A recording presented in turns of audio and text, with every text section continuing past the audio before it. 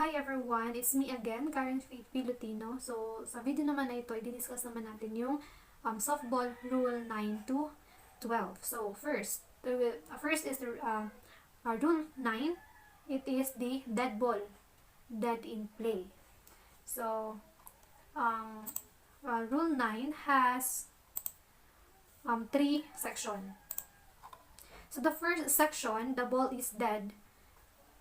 I will give 3 examples for the ball is dead. The ball is dead or not in play is the following circumstances. First, when the ball is batted illegally. Pag nabat yung bola in illegal, it is dead ball. Next is when the batter steps from one box to another when the pitcher is taking the sign.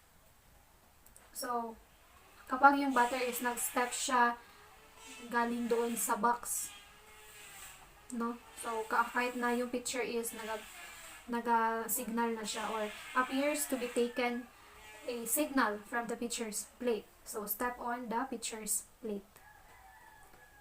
And next, no pitch is declared. When no pitch is declared, dead ball din siya.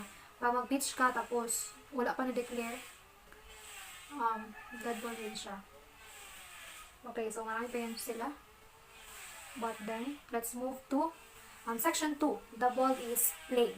So, the ball is play in the following circumstances. So, I will give 4. So, first is at the start of the game, the pitcher and each half inning, when the pitcher has the ball while standing in his pitching position and the plate umpire has called play ball. And next, when the infield fly rule is in force. And next is when the throw ball goes fast and fielder and remaining in playable territory. So yun siya. And last section in the rule 9 is section 3, the delayed dead ball. So there are 5 situations when a violation of the rule occurs. So merong 5 situation. So an umpire recognizes in and the ball remains live until the conclusion of the play. So still ang bola remain alive kapag hindi pa siya recognize na or hindi pa siya gi-conclude ng umpire. So first, an illegal pitch. So delayed dead ball yun siya. Catcher's obstruction. For the first pitcher only, the plate umpire interference of obstruction and the detached equipment containing contacting a throw ball, a pitcher ball, or a fair batted ball. Okay, so let's move to rule 10, which is the umpires. So ang rule 10 has a 8 sections. So first section or section 1, the power and duties. So the umpire are the representatives of the league or organization by which they have been signed to the particular game. As such, the authorized and required to enforce each section of this rule. So sila yung umpire. Sila yung may power or duty to perform or to recognize the rule. So they have the power to order a player.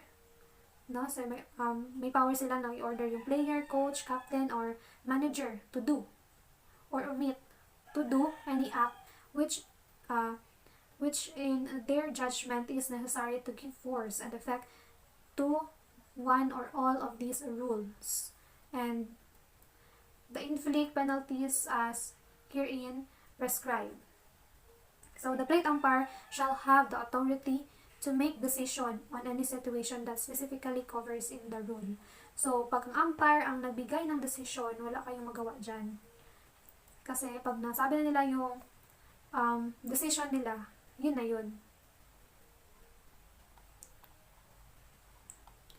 Next section, section 2, the plate umpire.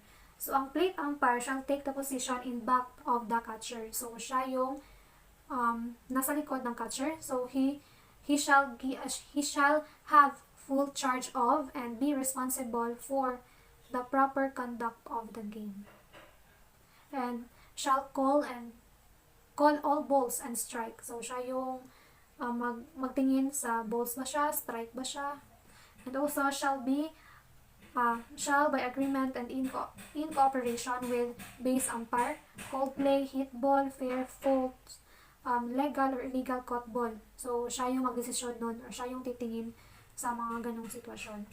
Okay. And next, let's move to section 3, the base umpire. So ang base umpire, sila yung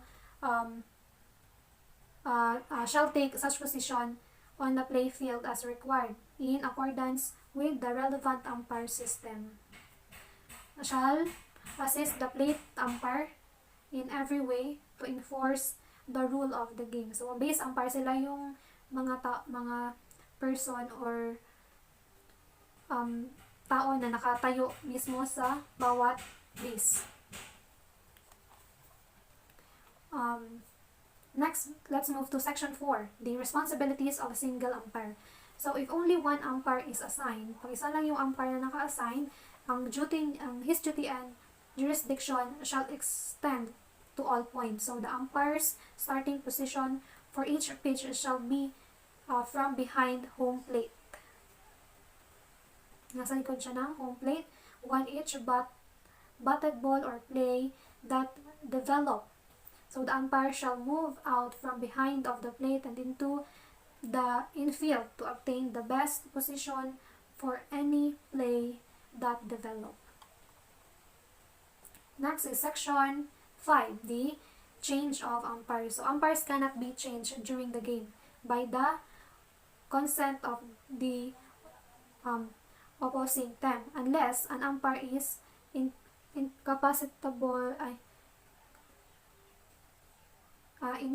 incapacitated in injury or illness. So, di ba, ang umpire, hindi naman talaga yan siya pwedeng palitan pag naglalaro na or during the game. Pero kapag may sakit or may injury yung umpire, pwede yun siya.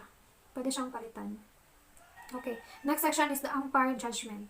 So, there shall not be appeal from any decision of any umpire on the grounds that he was not correct in his conclusion as to whether a batted ball has fair or fault, a runner safe or out, a pitch ball or strike or ball, or in any play involved accuracy in judgment. So, walang decision rendered by any umpire shall be perceived. So, except that he be convinced it is a violation for one of this rule.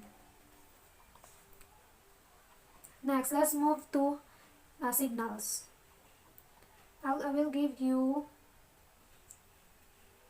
5. So, first, to indicate that play shall begin or be resumed, the umpire will call play ball. So, pag mag-resume na, or mag-play or mag-resume na yung laro, ang signal ng umpire is play ball. At the same time, motion pitcher to deliver the ball. Next, a strike shall be indicated by raising the right hand upward. So, pag ang right hand na umpire is nagtaas, means strike. So, indicating the number of strike by the finger and at the same time. So, pag sabi niya ng strike, then he will signal the number of strikes at the same time. Okay. Next, to indicate a ball, no arm signal is used. Next is to indicate the total count of balls or strike. The balls are called first. So, to indicate the fault, the umpire shall call fault ball. Okay. Next, section 8, the suspension of play. So, an umpire may suspend play when he is judged condition justify such action. A play shall be suspended whenever the plate umpire leaves his position to brush the plate or to perform other duty that directly connected with the calling of play. Next, the umpire shall suspend the play whenever a batter, a pitcher step out of position for legitimate reason. And also, the umpire shall call time after the pitcher started the whip out and while any play is in progress. And last, in case of injury, so expect na yung umpire will judgment with a serious injury. So magtawag siya ng time. Okay, let's move to Rule 11, the protest. Ang protest that so in this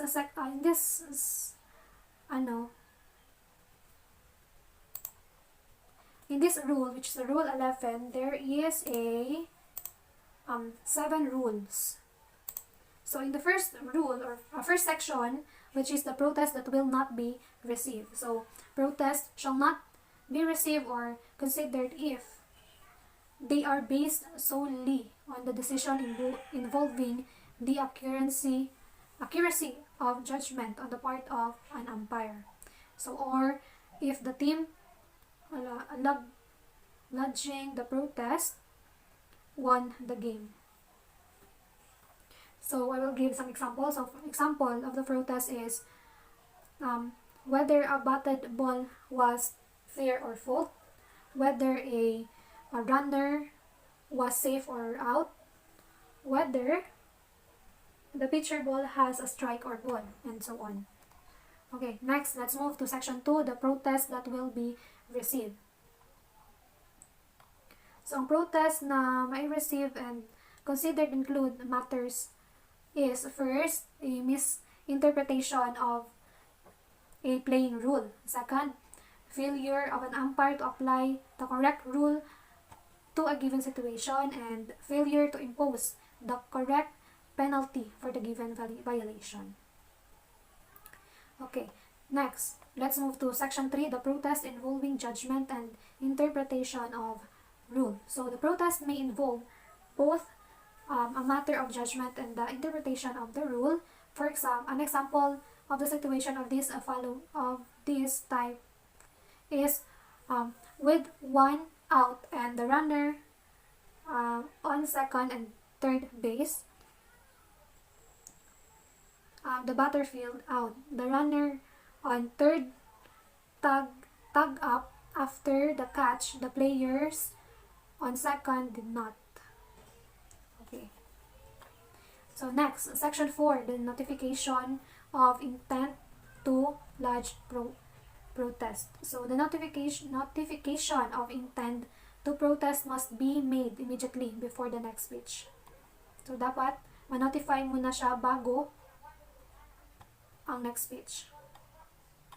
So the manager or acting manager of the protesting team shall immediately notify the plate umpire. So manager and acting manager or protest team of the protest team, sila yung tao na pwedeng mag-notify sa plate umpire.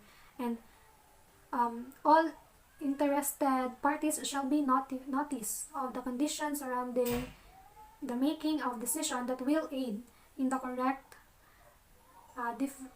determination of the issue. Okay, so let's move to the section 5, the time to lodge on official protest. So the official written protest must be filed within a reasonable time.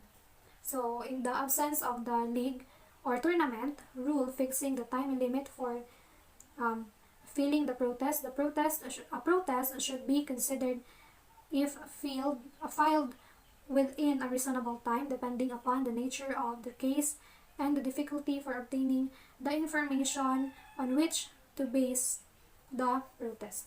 And within 48 hours after the scheduled time, so 48 hours pagkatapos ng scheduled time of the contest is generally considered a reasonable time. So next, let's move to section 6, the information required for written protest. So the formation written protest should be contain first the date, time, and place of the game, the name of the umpires and scorer, the rule and section of the official rules or local rules under which the protest is made, the decision and conditions surrounding the making of decision, and all essential fact involved in the matter protest. Okay, let's move to the last section of Rule 11, the Section 7, which is the result of protest. The decision made on the protest game must result in one of the following. So first, the protest is found invalid and the game score stands as played. And also, when the protest is allowed for misinterpretation of the playing rule, the game is played from the point at which the incorrect decision was made, with the decision corrected. And last, when the protest for ineligibility of the team poster member is allowed, the game shall be forfeited by the offending team. Okay, so let's move to the Rule 12, which is the scoring. This rule, it has a 10 section. First section is the official score. The official score shall keep record in each game as outlined in the following rules. So, dapat itago talaga nila yung record sa bawat laro. And shall have a sole authority to make all decisions involving judgment. For example, it is the scorer's responsibility to determine whether a batter's advance to first base is the result of a hit or an error. However, a scorer shall not make a decision which conflict with the official playing rule or with an umpire decision. So, pwede silang makadecide no, na determine or batter's advance ba siya to first base, ganon. Pero, bawal silang magbigay ng decision na maka-conflict doon sa official playing rule or sa mismong umpire. Next, let's move to section 2, the box score. So each player's name and the position or positions to be played shall be listed in the order in which he batted or would have batted. So unless the player is legally substituted, rejected, or removed from the game, or the game end before his turn to return at bat. Next, let's move to section 3. The base hits shall not be recorded. So a base hit shall not be recorded is recorded when a runner is forced out by the batted ball or would have been forced out except for the fielder error, when the player fielding a batted ball retires a preceding running with ordinary effort, and also when a fielder fails in an attempt to retire a preceding runner and in the scorer's judgment. So the batter runner could have been retired as first base. And last is when the batter runner reaches first base safely as a result of a preceding runner being called out for interfering with a batted ball or a defensive player. Okay, so let's move to section 4, the sacrifice fly ball. So sacrifice fly ball scored when less than 2 outs. Next, section 5, runs batted in. Ang runs batted in scored because of one of the following. First is a safe hit. Second, a sacrifice bunt or slap hit or sacrifice fly. Third is a foul fly caught. And next, an infield put out or fielder choice. Next, a runner forced home because of obstruction, the batter being hit with the pitcher ball or being given a base on balls. And lastly, a home run and all runs scored as a result. So the next section is section 6, the pitcher credited with a win. So a pitcher shall be credited with a win is when he is the starting pitcher and has pitched at least 4 innings, and his team has not only in the lead when he is replaced but remain in the lead for the remaining of the game. And also when a game is ended after 5 innings of play and the starting pitcher has pitched at least 3 innings and his team score more runs than the other team when the game is terminated. Okay, so next, let's move to the pitcher change with a loss. So a pitcher shall be charged with a loss regardless on the number of innings. So nakadepende siya dun sa number of innings he has pitched. So if he is replaced when his team is behind in the score and his team thereafter fails to tie the score or gain the lead.